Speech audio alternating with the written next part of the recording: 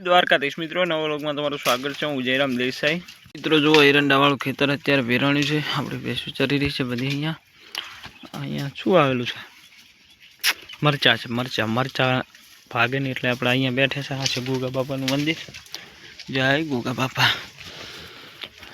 લોક વસ્તી આખો જો એટલું સારું કરજો ને આગળ વધારજો। અહીંયા બધી ભેંસો ચરે છે અને મોજ કરીએ છીએ। અહીંયા છે સાયડો, અહીંયા બેઠા છીએ। તો ચાલો મિત્રો, કન્ટિન્યુ બને રહેજો। આગળ તમને બતાવતો રહીશું જયરામ દેસાઈ। મિત્રો અત્યારે આપણે નીકળી ગયા છે દૂધ ભરાવા। આ છે એક બહેણો અને એક બહેણી હમણાં છે, બે બહેણા છે। આપણે દૂધ 20 લીટર જેવું દૂધ હોય છે ટાઈમનું, અને હવે નીકળી ગયા છે દૂધ ભરાવા। જુઓ, બહેણી રેડી થઈ ગઈ છે। પોઈન્ટ પણ પાડી દીધો છે બાઇકમાં। બાઇક આ ચાલુ કરી દઈએ પછી તમને બતાવું કે આપણે કેવો રોડ ખરાબ છે। બાઇક હાલવા માંડી છે હવે, રોડમાં હોય છે ખાડા ખીયા, એટલે આપણે દરરોજ તમને બતાવતા નહીં ભરાવા જઈએ એટલે, કેમ કે આવા ભરાવા જઈએ અહીંયા ખાડા હોય છે, રોડ ખરાબ હોય છે એટલા માટે। મિત્રો તો જુઓ, સવારે આવી ગયા છે આપણે ખેતર।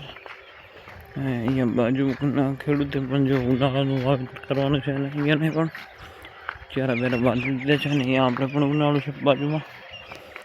અને કાલે મિત્રો રચકામાં નાખી છે દવા, આપણે ઓલા ઈયળ ના પડે એટલા માટે। જો આપણે રચકો ઓલી બાજુ છે, આ બાજુ છે ઝાટકા મશીન, એટલે એમના જવાય એમ નથી। કાલે રચકામાં દવા નાખી છે એટલે 2-3 દિવસ રચકો વાઢવા નથી, એટલે ભેંસો કરે છે આજે ખારી ખાય છે। રચકો કાલથી ખાતી નહીં, કાલે દવા છાંટી છે એટલે 3 દિવસ રચકો ભેંસોને ખાવા નહીં મળે એવું છે। રચકો થઈ ગયો છે મોટો।